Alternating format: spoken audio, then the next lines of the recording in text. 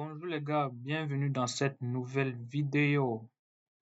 Alors les gars, aujourd'hui je viens avec un nouveau projet. Aujourd'hui nous allons parler des réseaux de neurones génératifs les gars, souvent abrégé GAN les gars. Alors vous allez me demander euh, c'est quoi les GAN les gars. En fait un GAN c'est juste un réseau de neurones qui permet de générer de nouvelles données les gars. Dans notre cas ici, on va essayer de générer de nouvelles images, les gars. Par exemple, à partir d'un dataset d'images, on va essayer de générer de nouvelles images. Eh les gars, alors un GAN ou un GAN, comme vous voulez, les gars, se compose principalement de deux réseaux de neurones, les gars, ou peut-être de deux réseaux.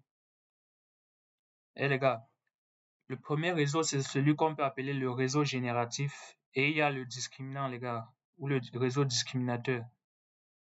En fait, euh, si je veux commencer par le générateur, les gars, le générateur est comme son nom l'indique, nous permet de générer des images aléatoires, les gars. Donc, on peut juste générer une image random comme ça, les gars. Donc, on génère juste un vecteur en utilisant la fonction random qui va générer des pixels aléatoires, les gars.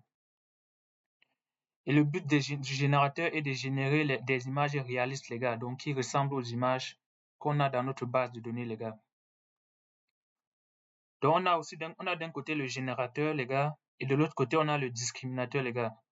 Maintenant, le but du discriminateur, le discriminateur est un peu comme, si vous voulez, comme un réseau de neurones convolutif, les gars, qui permet permet de dire si une image est réelle ou si une image a été générée, les gars. Donc, ça, c'est le but du générateur. Si vous avez vu, dans une série, toujours sur notre chaîne, on a parlé des réseaux de neurones convolutifs, les gars. Donc, le discriminateur fonctionne un peu comme ça, les gars. Il permet de juste vous dire si une image a été générée ou a été ou en fait, le but du générateur est de nous dire si l'image est réaliste ou a été générée. Image réaliste ici, c'est-à-dire en fait, c'est une image issue de notre dataset, les gars. Donc là, donc, on a deux réseaux. Le générateur va essayer de tromper le discriminateur, les gars. Donc, notre générateur sera performant quand il va pouvoir bien tromper le discriminateur, les gars. Donc là, on va pouvoir bien générer de nouvelles images qui sont plus réalistes, les gars. Donc, comme je vous ai déjà dit, le générateur, lui, il prend un vecteur aléatoire et il génère une image à partir de ce vecteur aléatoire, les gars. Donc, il met à jour ses poids. C'est un réseau de neurones qui va mettre à jour ses poids pour pouvoir générer une image le plus réaliste possible, les gars. Alors que le discriminateur, lui, prend cette image générée par le générateur et lui dit si cette image est... En fait, il fait une classification, si on peut dire. Comme je vous ai dit, il fonctionne un peu comme un réseau de neurones convolutif, les gars. Donc, lui, il prend cette image qui a été générée et il fait la classification, si on peut dire. Donc, il dit si cette image a été générée ou bien si c'est une image réelle. Donc, plus le générateur sera en mesure de tromper le discriminateur, plus notre GAN, ou peut-être notre GAN en lui-même, sera performant, les gars. Et c'est ça le but de notre modèle GAN, les gars.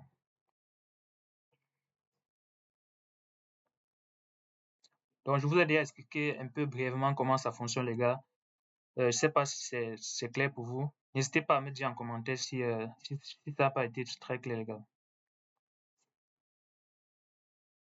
Alors, vous allez me demander, oui, on va générer de nouvelles images. À quoi ça sert?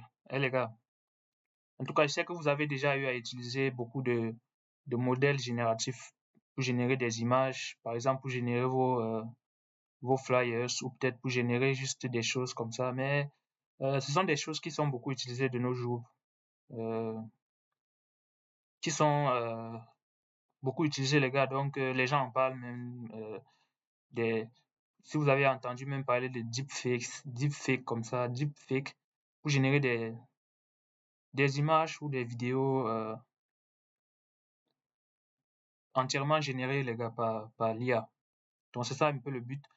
Dans notre cas ici, on va essayer de générer de nouvelles images à partir d'un dataset d'images, les gars. Ça peut être aussi utile dans le domaine de l'art, par exemple, un artiste qui peut utiliser ce genre de trucs pour pouvoir s'inspirer, les gars. Donc, pour pouvoir, si peut-être il a des dessins ou des choses qu'il a déjà eu à réaliser, il peut utiliser ce genre de modèle pour pouvoir avoir de nouvelles idées, les gars. Donc, vous-même, vous pouvez inventer je sais pas, vous pouvez trouver des applications de ce type d'outils, les gars. Alors, dans cette série, les gars, on va apprendre comment fonctionne ce type de modèle. Et aussi, on va apprendre à utiliser des librairies comme TensorFlow, NumPy euh, et bien d'autres. Donc, les gars, je ne sais pas si ça a été clair.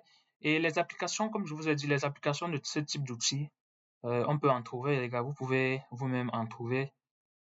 Mais ça, ce sont les applications que moi, j'ai notées de mon côté, les gars. Donc, on peut créer que ce soit des visages, que ce soit des paysages, pas très, on peut dire réalistes, les gars. Donc, n'hésitez pas donc à vous abonner, les gars. Et par exemple, je vais vous montrer qu'est-ce qu'on doit être en mesure de générer à la fin de notre série, les gars. Par exemple, ici, moi, j'ai travaillé sur des images des dessins animés comme ça. Je peux vous montrer à quoi ressemble une image de mon dataset. Je sais pas ici. Choisissons une image aléatoire comme ça. Par exemple, les gars, voici à quoi ressemble une image dans mon dataset. J'en ai comme ça eu plusieurs, environ 21 000. Et vous voyez, les gars, j'ai ça comme ça dans mon dataset et j'aimerais créer un GAN qui soit en mesure de générer de nouvelles visages comme ça. Comme je vous ai dit, ça peut être un artiste peut utiliser ça pour pouvoir s'inspirer. Peut-être celui qui fait dans les dessins animés comme ça là, s'il ne sait plus quel type de visage dessiner, un modèle comme ça peut l'inspirer, les gars. Donc vous voyez par exemple ici, on a plein de visages comme ça et on aimerait à partir de ce dataset créer un modèle qui soit en mesure de générer de nouvelles personnages comme ça. Donc ça, c'est à quoi ressemble notre dataset. On en a plusieurs, les gars. Maintenant, je vous montre par exemple ici des images qui ont été générées par le modèle que j'ai mis en place ici, les gars. Donc si on vient ici, voici par exemple des images qui ont été générées. Donc vous voyez là, ça c'est une image entièrement générée, les gars.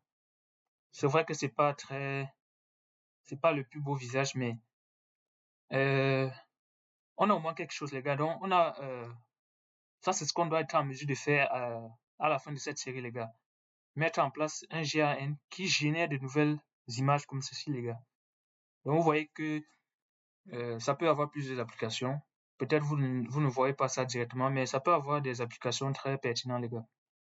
Comme je vous ai dit, par exemple, dans le cas de ce projet, imaginez que moi, je fais dans des mangas comme ça et que je n'ai plus d'inspiration pour dessiner comme ça, les gars. Donc, ça peut m'inspirer comme ça. Et vous voyez que partout, les gars, ça sont des images entièrement générées par le modèle que j'ai mis en place là, les gars. Donc, vous voyez que c'est un sujet assez passionnant, les gars. Donc, si vous voulez qu'on travaille sur ce projet, les gars, n'hésitez pas à vous abonner et surtout me dire en commentaire si vous êtes vraiment intéressé. Comme ça, on va le faire dans les prochains jours, les gars. Donc, les gars, merci d'avoir suivi cette vidéo et à très bientôt, les gars, pour la série. Ciao, ciao.